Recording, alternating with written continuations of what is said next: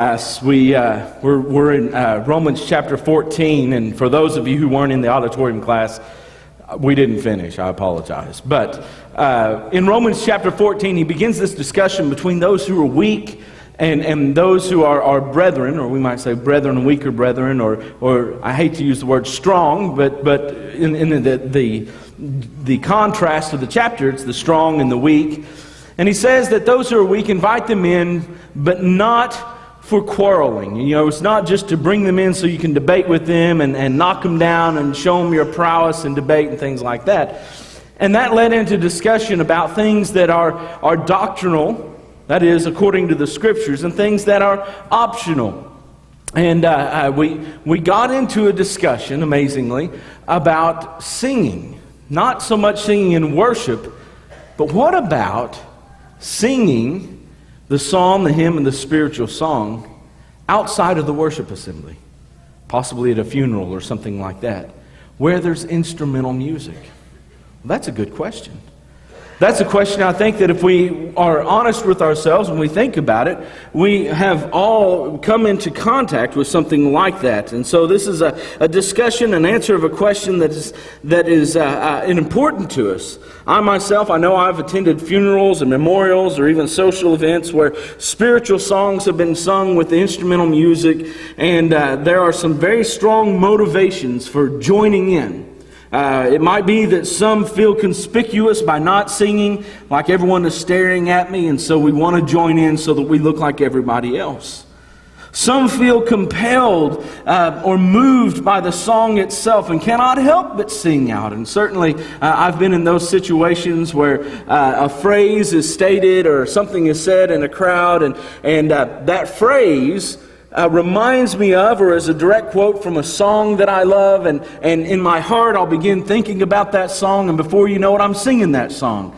And so it is in cases sometimes where we might be in a funeral or some setting, and they start playing Amazing Grace, and because you have a song on your heart or a song on your lips that you feel almost compelled to start singing out Amazing Grace along with the song. Some feel a compulsion or expectation very strongly that people are so expecting them to sing that they would join in the song. I suspect there are some who've been in this situation who've never really thought about it. Just haven't given it a whole lot of thought, so they join in. Some have thought about it and said, it's not the worship assembly, so it should be okay. So tonight we want to address the issue of singing worshipful songs with instrumental music outside the assembly and see exactly what do the Scriptures say. These are real-world examples. We've already mentioned the possibility of being, for example, at a funeral service or some sort of memorial service. When I was in high school, I was part of, and I hate to even say it, the traveling show choir. I had my tuxedo and my sparkly blue cummerbund, my sparkly blue bow tie. We did a lot of swaying and singing and more swaying. You know how show choir goes. And I remember I was a freshman that year, and that was the year I also obeyed the gospel. And we were preparing for the spring concert at the end of the year, and one of the songs that we were supposed to sing was a familiar song because it was one that we sang in worship services. So it's a worship hymn. That's by nature of its words. It's a worship hymn. And I had to make a choice am I going to join in the concert and where they were going to sing that song with instrumental music, and then the next Sunday possibly go to worship services and sing that song but say it would be wrong to add instrumental music? And so I was in quite a conundrum. Do I make a stand and refuse to sing, or do I just go along with it and think, well, I'm young, maybe this won't matter? Possibly you've been driving down the road and you've turned on the radio and there was a song that you know or recognize, maybe from worship services, and it's by nature a psalm, hymn, or spiritual song, and they're playing with instrumental music and you're tempted to join in. That's especially true in modern times. We have the rise of what we refer to as CCM, or contemporary Christian music. It is a subclass of the gospel music genre. It attempts to mix contemporary music styles with spiritual messages. I remember as a teenager, Stryper was the big one. They were an AC/DC alternative or a Metallica alternative with Christian themes. Stephen Curtis Chapman, of course, Jars of Clay, Casting Crowns. Those are some of the examples of contemporary Christian music. And there are several concerns we might have about CCM. Are the songs biblically true? Certainly it's a question we ought to be asking. Is there instrumental music with the song, or in the case of Stryper, is there actual understanding in the song? The way they were just headbanging, you couldn't always understand the lyrics. And so singing with the Spirit and singing with understanding in 1 Corinthians 14:15 kind of goes out the window with some of those things. But where CCM enters, or gospel music enters this discussion, is not tonight is not about, is it good or is it bad, or is it something we should be concerned about? It's the question is when it comes on the radio, do we sing along? Those are questions that we ought to be having. And like many, I love to sing spiritual songs. James tells us in James chapter 5 and verse 13, is any among you suffering? Let him pray. Is any among you cheerful? Let him sing songs. And so there's a direct connection between our emotional state and the songs which we sing. We already knew this. Music touches the soul. Think about those words. Think about when you were a teenager and you broke up with your boyfriend or your girlfriend, and those breakup songs meant so much. Or whenever you were dating and you were still together, how the love songs touched our hearts. Or if you loved thinking about yourself as a great baseball player, and you're reminded of Kenny Rogers' I Am the Greatest, a great song about the little boy playing baseball on the field. Songs, they can lift us up, or they can commiserate with us in our sorrows. There's a great connection between our emotions and our songs, and James here directly links them together. And I often find when I'm in a good mood, I like to sing songs.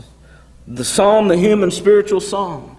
The joy I feel as a Christian cannot be contained, and I love to worship God, so it's a natural thing that I would begin singing God, or singing songs to God. Maybe it's me reliving my old choir days, but I love to sing praise to God.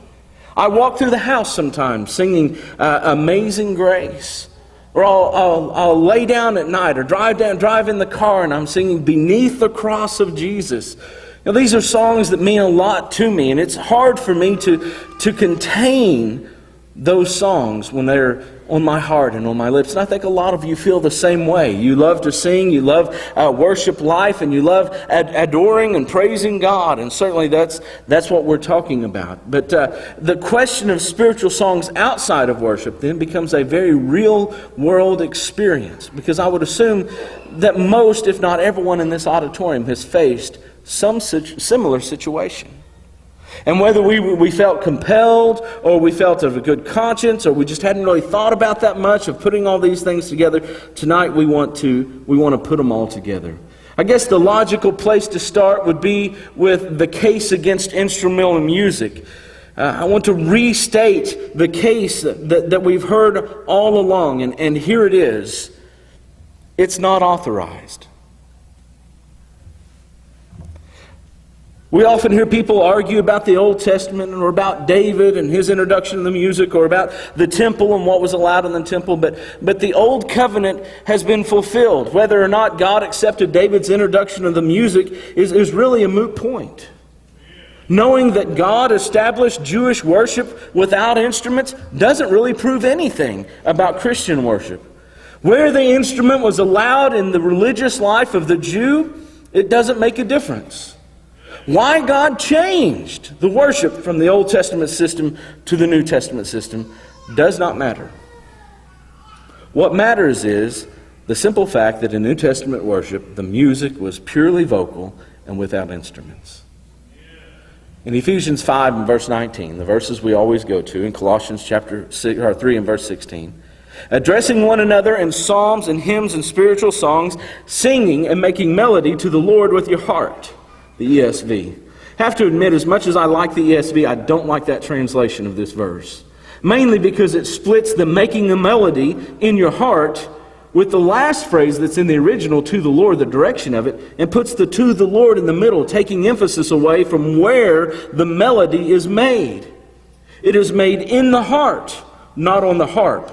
And so the New King James, speaking to one another in psalms, hymns, and spiritual songs, singing and making melody in the heart, connecting the melody and in the heart to the Lord.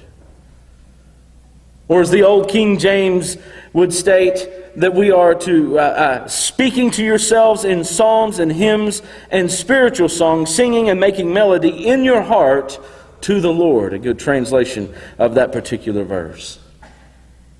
Or Colossians chapter 3. Let the word of Christ dwell in you richly, teaching and admonishing one another in all wisdom, singing psalms and hymns and spiritual songs with thankfulness in your heart to the Lord. Literally with grace, as the King James and the New King James would have, with grace in your hearts to the Lord. So we are letting the word of Christ dwell in us. It overwhelms us. It brings praise and adoration to our lips. It is a natural reaction to what God has given to us. But in each one of these passages, the singing of spiritual songs is regulated by, notice, singing and making melody in your hearts.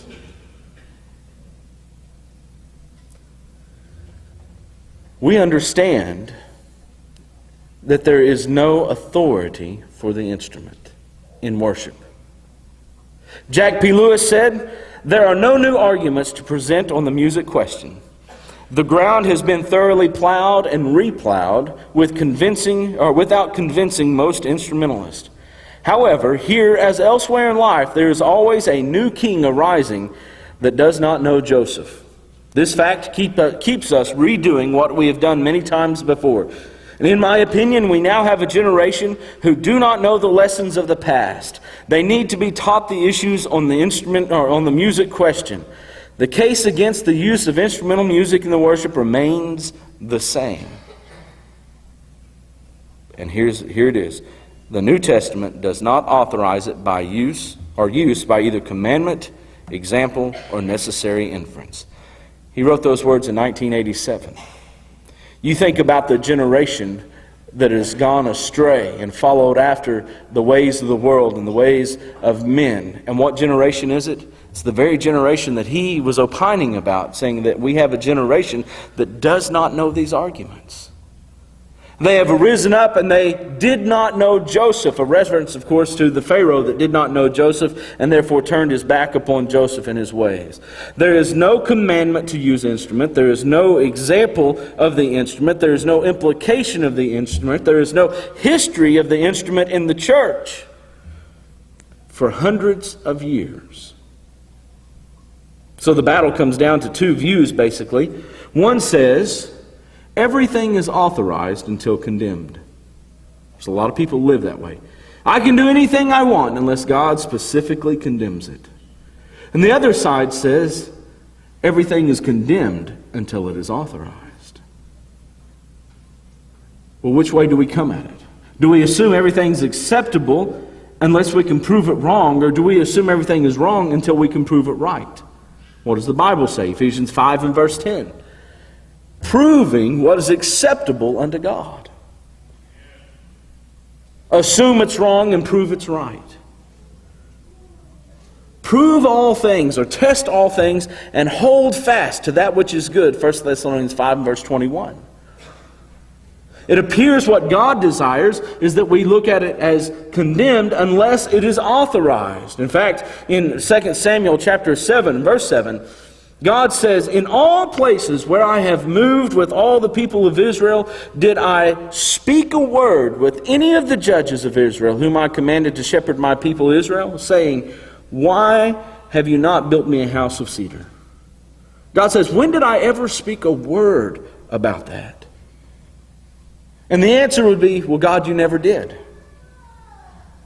And some say, well, since he didn't, then it's authorized unless God said something specific. God is actually admonishing Nathan in these words. Because I never spoke a word about him, you should have never spoke a word about him.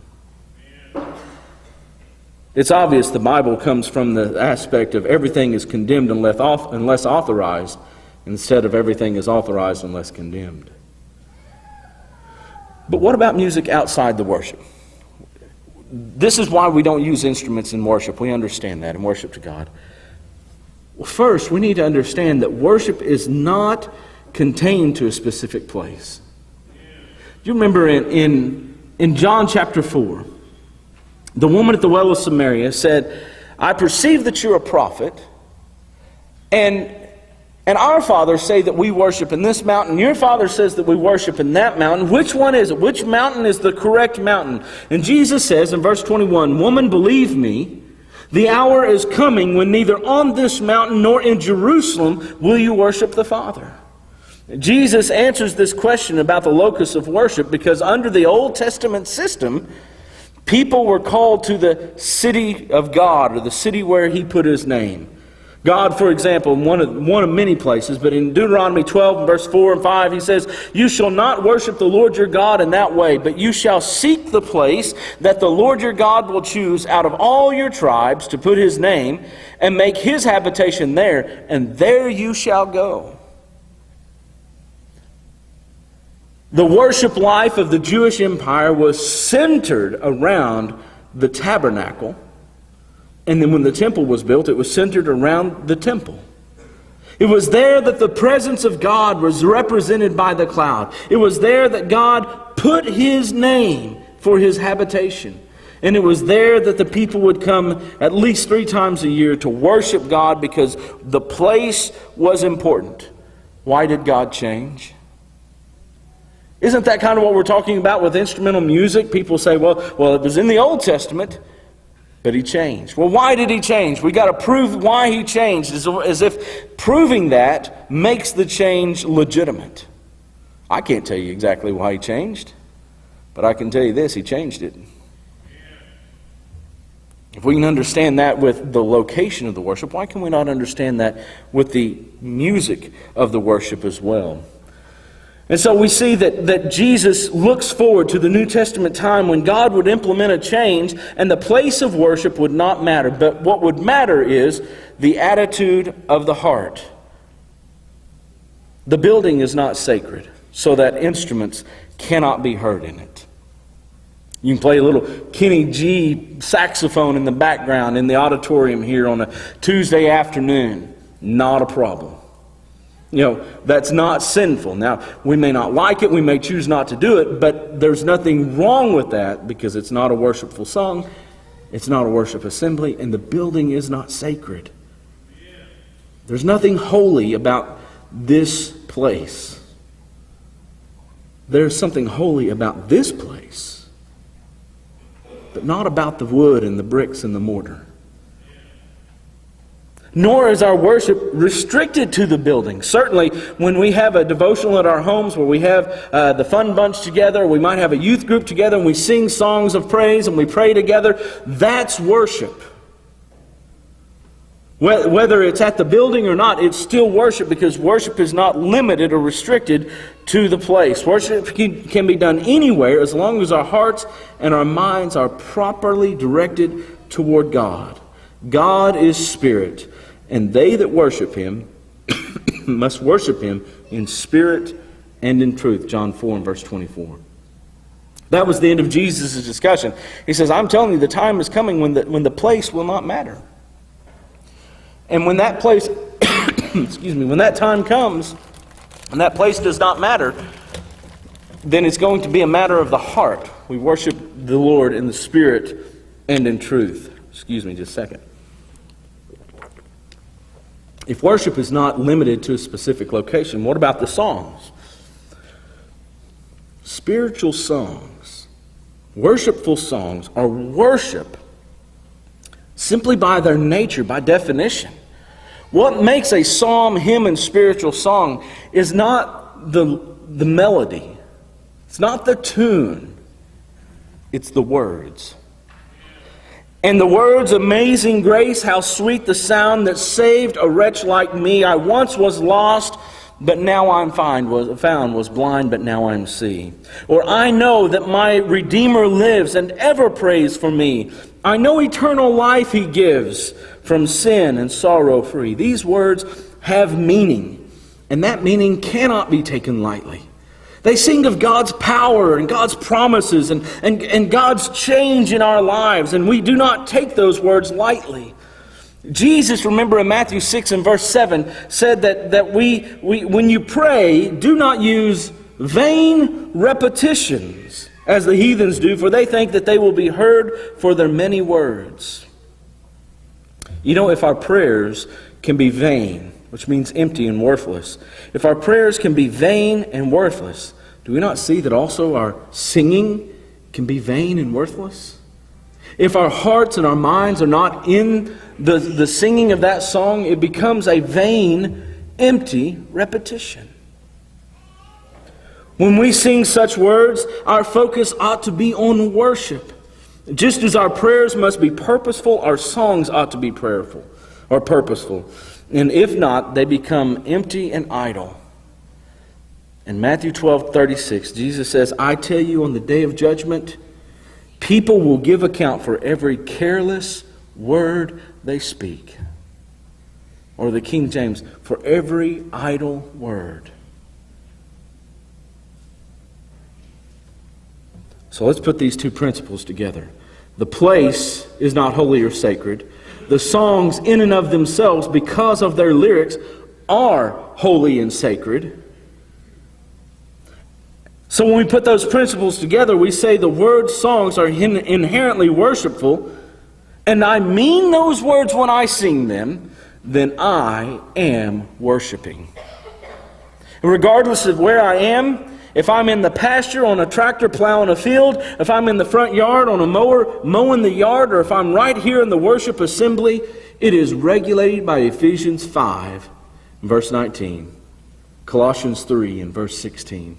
The examples of Matthew 16, of Acts chapter 16, verse 25, or Matthew chapter 26 and verse 30. Those become our examples and our regulation for worshiping God in music without instrumental music. And it doesn't matter where I am, those verses apply. Some may say, well, it's not the worship assembly. Well, if you're not worshiping, if the songs are inherently worshipful, and I do not mean them when I sing them, then I'm uttering careless and idle words, and I'm condemned from Matthew 12. The setting, the time, and function do not change God's regulation on worship. Think about it. Would a different place or different event change the nature of prayer? Because I'm driving down the road and praying to God, or if I'm driving and my wife is praying to God, if we're praying in those moments, does it mean that our worship, our prayer is not worshipful? No, those words mean something. I'm offering the fruit of my lips, Hebrews 13 and verse 15. Whether it's prayer or song, we must understand that worship is regulated by God. Whether it's here, or it's at a funeral, or it's at a show choir concert, or wherever it might be. If it's acceptable to God in the funeral setting or memorial setting, then it would be acceptable to God in this setting. And if it's not acceptable here, it's not acceptable there either. So what should we do? The simple but hard answer is we should not sing psalms, hymns, and spiritual songs with instrumental music, whether it's by the radio or anything else. But it's hard because we have a song on our heart. I understand that. I've got a song on my heart. And I dare say that most Christians do at least think about some songs that we, Monday morning or Monday afternoon, we're still thinking about the songs that we sang Sunday morning or Sunday night in worship services. There is a song on our hearts and we want to offer the praise of our lips. So what should we do? I'm not going to make a hard and fast rule about how you handle it. Certainly you could excuse yourself from the part of the service. Maybe think ahead and sit near a doorway so that when they start singing with songs and spiritual songs, you just slip out the door discreetly. That's one way you can do it. You could stay in the setting and not sing. That's possible. I know it would be difficult, but it is certainly possible. This may seem conspicuous. Well, people will notice that I'm not singing. But think about the door that might open. If people wonder, why is he not singing? To be able to answer that question, certainly we could bow our heads and offer our own private prayer or meditation in that moment and not join in. If it's on the radio, we could change the channel, then sing out loud with reckless abandon until your kids complain. We could practice making our worship purposeful, and I think this is a key. If we think of worship as something that we purposefully do, that it's focused, that we choose when we're going to worship and where we're going to worship, even if it's, as I mentioned this morning in class, if you're washing dishes at the kitchen sink, even there, if you sing but make those songs purposeful, it helps us control our hearts and our minds. Now, I don't want you to think that with this lesson I'm trying to tell you, don't worship unless it's here. Further from the truth.